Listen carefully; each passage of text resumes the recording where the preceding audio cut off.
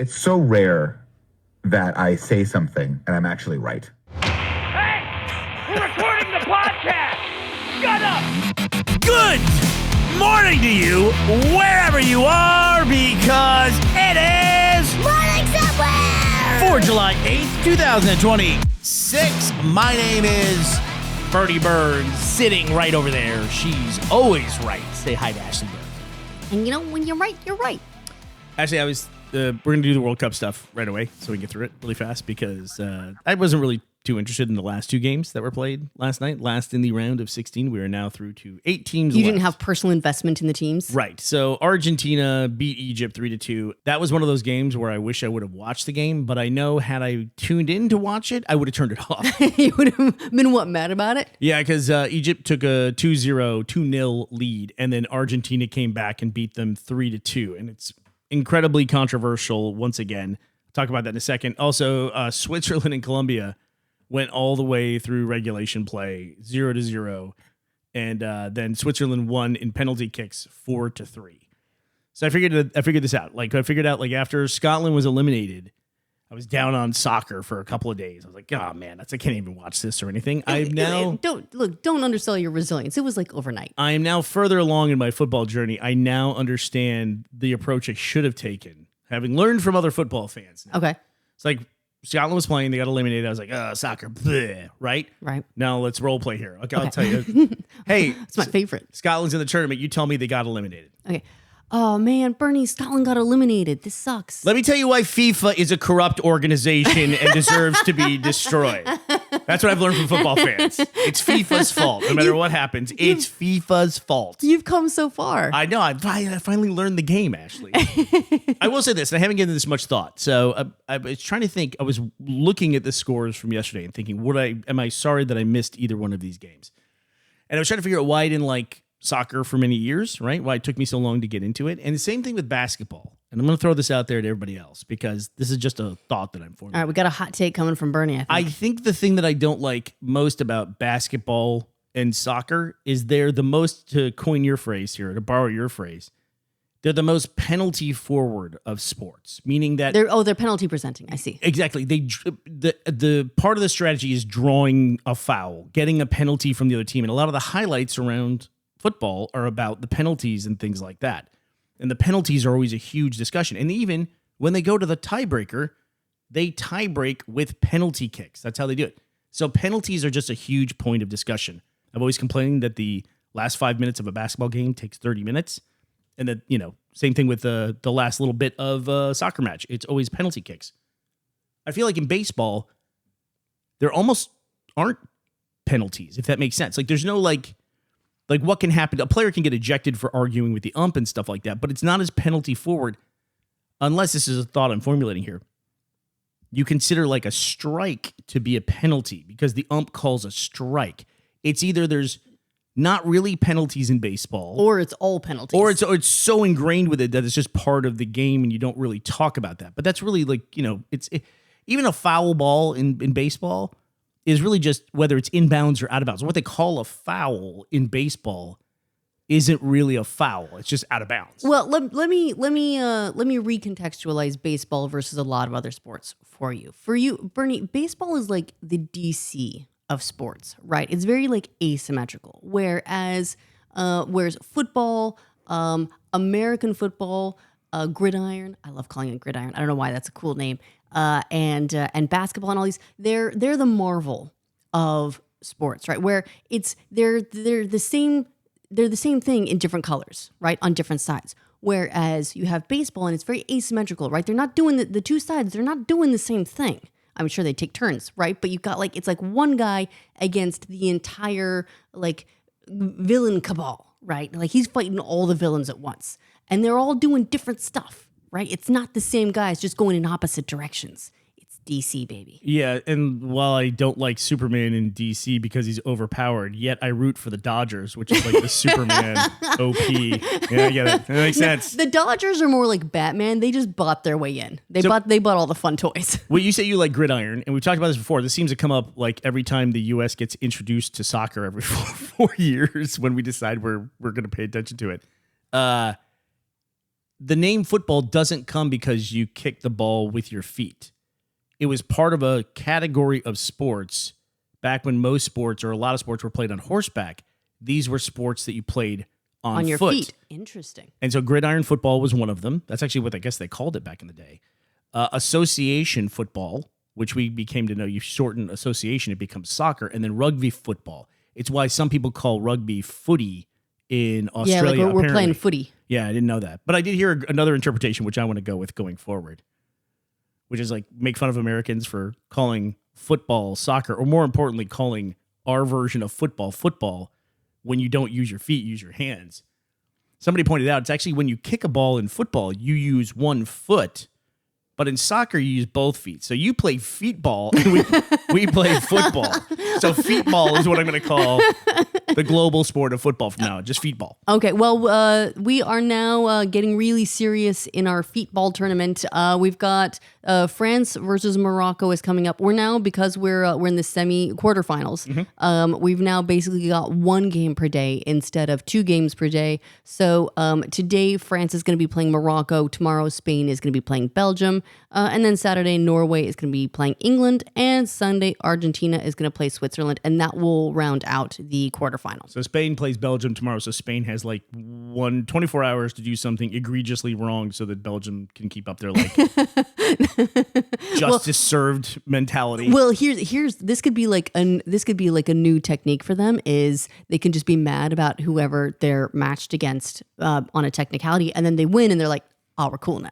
I'm heading to Austin in a few days here once we get back from holiday. But then I don't know if Austin FC, the Austin Football Club, is playing, but I know JD and Teddy would really like to go to an Austin FC game, and I've dragged my feet on that for many years. Maybe I should go. Well, you can see if they're playing. Does all feetball stop when while the World Cup is on? Do all the other feetballs just I won't stop pretend playing? to know what the seasons are of feetball, Ashley. I won't pretend to know, either in America or in Europe. But I usually drag them to Round Rock Express games. But well, maybe we can fit in an Austin FC game over there this time. Well, you do your best. Hey, speaking of which, Now you know all the rules. Did you see the article that I sent to the chat about EV batteries? Now there's a study showing that EV batteries, in other words, electric vehicle batteries, are lasting much longer than they were predicted. I did see that, and it's interesting because when you first bought an EV, I want to say they told you upfront that you would lose about 20% of the battery capacity over the first 5 years, that it would go down to about 80%. Which, if anyone out there has ever had anything that's ever had batteries in it, that's always the case. I mean, look at your phone. Your phone, by the time I trade in my phone, I feel like I'm at 50% capacity. I would agree, although I think that might also be a symptom of like OS bloat. Like as newer hardware comes out, things update to then take advantage of the new hardware, which then strains older hardware more and then is going to chew up more battery. So I think that might be like a little bit of both. And it is weird too, because the actual capacity drop is probably like 20%, maybe 25%. But it feels like so much more. It's incredible how much that high percentage, how much you need that, and how much when you don't have it, it feels like the phone is just dying. And then when you get the new phone and suddenly it's lasting and you're like, oh my God, this is incredible. My phone that I got last year is now like, I feel like I have to charge it by the end of the day sometimes. And when I first got it, I felt like I didn't have to charge it but once every 2 days. Could be, but at least your electric vehicles are probably going to be in pretty good shape. Battery analytics company Recurrent estimates that now, after 5 years of ownership, the average EV is retaining up to 95% of its original driving range. That's been our experience. I still have my electric vehicle. JD drives it. He's in the process of moving to Los Angeles. So now I have to figure out what to do with this car because Teddy has his own car. So now I've got to figure out what to do with this car that's in Austin. But we got that car in 2013. 2013. Right? That car, when we first got it, it's going to sound unimpressive because it's an older model, much older model now. But the maximum range on it was 240 miles a day. Now they do like 350, 400, I think, on a regular basis for new cars. Yeah, depending on the EV, they can do some pretty insane range. But just within the context of that car itself, that car is now 13 years old, that car, and the Tesla. And original range was 240 miles. When I do a full charge on it, the max capacity on it is 236 miles. So that's pretty insane. That's pretty crazy. And I feel like that drop did come in the first like 5 or 6 years. Like I've been saying that for a while. And it's just now. leveled out. Yeah, and it's just leveled out, and now the capacity stays the same. And in practice, that's the way it feels. Like it could be just the meter lying to me, but I don't feel like I feel like with my phone after a year, I feel like I'm fighting it. So that's a good sign. Cynically, of course, the comments on this article. I got this from the Futurology subreddit. People were saying like, oh, great. That just means now that companies will be looking at batteries and how to make them worse. So we have to buy batteries, once every 6 years. Like the era of the good batteries might be behind us now. I mean, I guess so, but I feel like vehicles are a slightly different product than phones because they're so expensive. I mean, don't get me wrong. Phones are also very expensive, but EVs and vehicles in general are so much more expensive. And the custom with a vehicle is that you pass it on to another owner. You sell it onwards. So unlike phones where like you probably like sell it back to Apple or whatever to do with what they will, you are passing it to a new owner. And that creates a different set of expectations for ongoing performance. It is the rare case, that car, I think, of being like an early adopter thing that paid off really well. Because literally paying off because it also has free supercharging for life. JD had to charge it. I got a notification there was a charge. He went to a different branded, like a partner supercharger, which I guess is a thing now in the US. And they sent me a charge, and I was contesting it with Tesla going, I don't have to pay for this because it's free supercharging for life as long as I own the car. As soon as I transfer the ownership, that dies. That goes away. Yeah, so now I'm almost like stuck with this car. You're going to be buried in that car. My clone will be driving that car in 2080. That's the only way to transfer it. You're gonna have to like genetically like do like a thumbprint or a drop of blood to unlock supercharging access, and they're gonna be like, this guy, fuck. What are you talking about, man? It's gonna be I'll be using my Neuralink chip in my head to do that. There hasn't been much discussion around Neuralink lately, has there? No, that went really quiet. It did. It went super quiet. Like and I'm not sure if that's a good thing or a bad thing. Yeah, there was along those lines. I don't remember the name of the guy. We actually have like a really weird, tenuous, like friend of a friend connection with the guy who biohacks and like injects himself with his teenage son's blood. Oh, that guy. Yeah. We do? Yeah. A friend of a friend dated him. Small world. Oh, you're not making the connection. Okay, that's fine. But he recently came out and said now he has an autoimmune disorder where his stomach is basically eating itself. Sorry, that's kind of a gross thing to bring up early in the morning.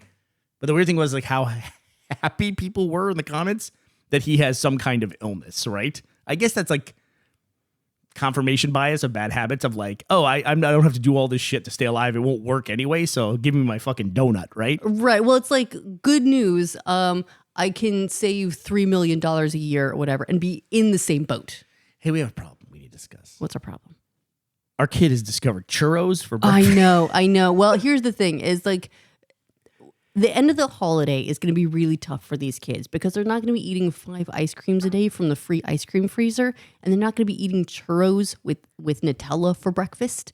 They're going to have to go back to regular life where I say, what kind of cereal would you like? Cinnamon or chocolate cereal or marshmallow cereal? And that's going to be a hardship. I love that you arranged this holiday, and I love that we did it last minute. Like finally, like we can do this, and like why not? We can move stuff around. Everybody who I work with was like very accommodating because they listen to the podcast and go, hey, listen, don't. I like that you're doing this. Don't listen to my email until you get back or my voicemail or whatever. And everyone's super accommodating. Tonight's the night, though, because this was the light at the end of the tunnel. Like, oh, I'm going to be a perfect person, 3-4 days from now, and I'm going to have a perfect travel experience. We're leaving here at like 10 p.m. Yeah, so we land in Edinburgh. What time? This is the dark side of the travel That's what deal, I'm saying. right? This is when when you book something and you're like, that's future me's problem. Fuck future me. Future me is about to become present me, and I'm going to be very upset about this. So our flight leaves here at like 7 something in the evening. No. Sorry, 9 something in the evening. We land at like 2 a.m. in Edinburgh, and then we have like a 3-4 hour drive home. Yes. This is bad planning. Well, I was like, I'm gonna do it for the children. Fuck you, future me. And now current me is like, oh All I'm saying is tune into the podcast tomorrow because I can't wait to see how we're going to try to pull this podcast off tomorrow. One of us will be speaking in English. One of us will be speaking in mumble. It is literally easier to do this podcast in a different country than it will be to do this podcast in our house tomorrow. That'll be way harder. So The slowest ever. if tomorrow's like 15 minutes and we don't make any sense, please forgive us. Yeah, the drop today of Nick Scarpino from Kind of Funny claiming to be right occasionally, and it's a really funny clip if you can find the reel on their Instagram account, where he goes to this big long spiel about how he was finally right about something, but when he tells the story, he gets every part of it wrong. He tells it. He sounds like me, where it's like you remember the gist of things, but like all the details, they got fuzzy. So the other day, maybe it was when Belgium played U.S. That was probably, yeah, it was one of these shows we talked about where I said that Belgium took a 4-0 lead on the U.S. They did not. The U.S. answered right away. So it was never 4-0. It just ended up being 4-1. I saw a great comment from a Japanese fan who said, has anyone seen a good USA soccer team? Because I've been looking 4-1 all day. Ouch. I don't even like puns, and I thought that was hilarious. But sorry, I was wrong about that. The reason why that got by me, I usually will fact check when I'm editing the podcast. And yeah, we're under a little bit tighter time constraints today. But the real deal is I got something else wrong that I said during the podcast. We were talking about sunscreen and all that stuff. And I had to cut chunks of that out because it was just factually wrong.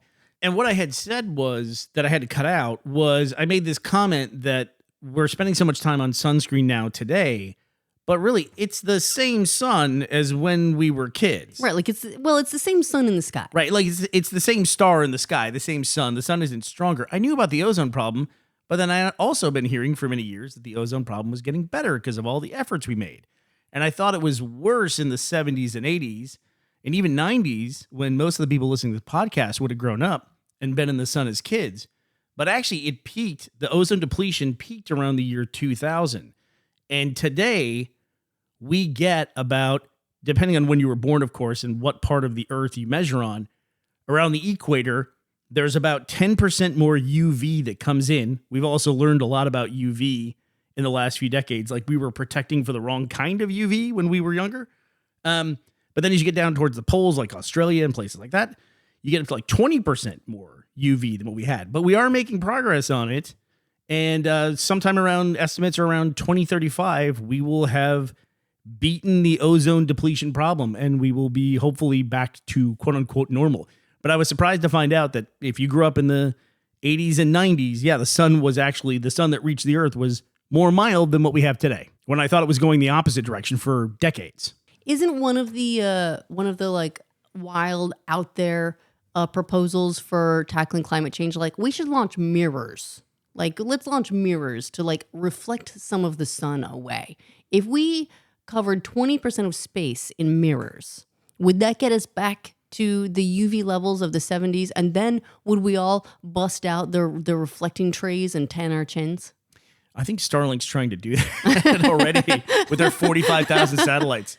Would it be funny if there was a problem with Starlink where they're like, hey, we want to bring the satellites down, but guess what? The batteries are lasting way longer than we expected. So they're just going to be up there until the heat death of the universe. Maybe the data centers in space are actually a really sneaky plan to combat climate change while not seeming like that's what they're doing. They're just going to block out the sun. Oh, the ones in space. Yeah, absolutely. Well, it reminds me of years ago. There was some star system that we were looking at from a great distance, away, this star was, and we were seeing that it was regularly being blocked and no one could explain what that was. And the prevailing oh my gosh theory was it could be a superstructure from a more advanced civilization than ours, meaning something like a partially constructed Dyson sphere or something like that was blocking out the sun from our particular perspective, that whatever this thing was getting in the way every now and then. I actually follow up and see what that was, because that was a fascinating story at the time. I want to say too that I like the idea of these superstructures. If you build a Dyson sphere or those planets that have the an exoskeleton, where there's around the planet there's an entire frame and that's the space station or whatever, and the planet's just the nice little nugget inside. But I always have to think about like, how do you build it? Where are you going to get the raw materials, right? Like, is all that iron, is the earth going to be hollow Well, that's why because they you would took all come- the like iron and steel and took it out and made it like a space skeleton? No, that would be like trying to take like the center of something and trying to build the surface area of a sphere from the material. There's just not enough material to do that, assuming that you couldn't stretch it. I mean, you think about like where we are, the distance we are from the sun, being on a radius of a flat circle, essentially going around the sun, trying to build a full sphere in 3 dimensions for that surface area. That's an incredible amount of material to do that. By the way, the phenomenon that you're thinking of is Tabby's star, also known as Boyajian star, and WTF, what's the flux? Is that the Japanese soccer fan that came up with that? It's a binary star in the constellation Cygnus, approximately 1,470 light years from Earth. Unusual light fluctuations of Tabby's star, including up to a 22% dimming in brightness, were discovered by citizen scientists as part of the Planet Hunters project. Have you also read, while we're talking about astronomy news, there's actually astronomy news now, this is from Yahoo Live Science. James Webb Telescope may have discovered a never-before-seen substance on Pluto and Titan.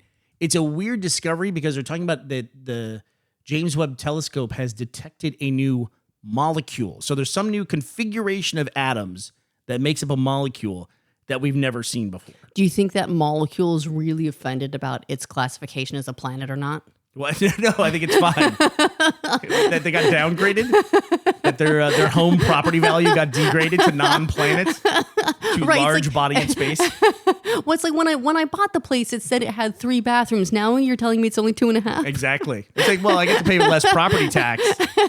It's going to kill that molecule's resale value, though. It's going to be tough down the road. Yeah, but that's interesting to me. It's, it's kind of like, we all just watched Project Hail Mary. It's like, you have... xenon, they make xenonite, from xenon, which is a noble gas. And so that would be essentially like a new molecule. That's a very pop culture sci-fi reference to something like that. But I'm curious, like now will they find out this has incredible energy potential or something? And guess what? We're invading Pluto and Titan. And I guess just like as a little aside PSA, if you have not seen the Project Hail Mary movie, it's on Amazon Prime streaming now. So you have the opportunity to watch it. The surprising discovery hints that these worlds harbor an unknown molecule, there it is, that has not been seen in any other solar system world or exoplanet thus far. That's pretty interesting. That is interesting. But it's science, and they got to they make the initial discovery and Get it peer reviewed. Yeah, well, these articles are how they get funding for things, and then they study it and study it and study it, and they'll figure out whether or not it's the case. It's like the old joke we used to make about discovering water on Mars for the 1,000,000th time. They have to do that until they can prove it. Right. It's like that's what science is. So who gets to name the molecule? That's the question. The guy that discovered it. No, I actually think I know who gets to name the molecule. For that, it's the Duke and Kelly G. And I want to thank you both for sponsoring this episode of our show at patreon.com/morningsomewhere and roosterteeth.com. Listen, Congratulations on your new molecule. It's the modern era. That's all it takes is some under the table money, and you get to do whatever you want, apparently. All right. That does it for us today. July 8th, 2026. We will be back to talk to you tomorrow. We hope you will be here as well. Bye, everybody.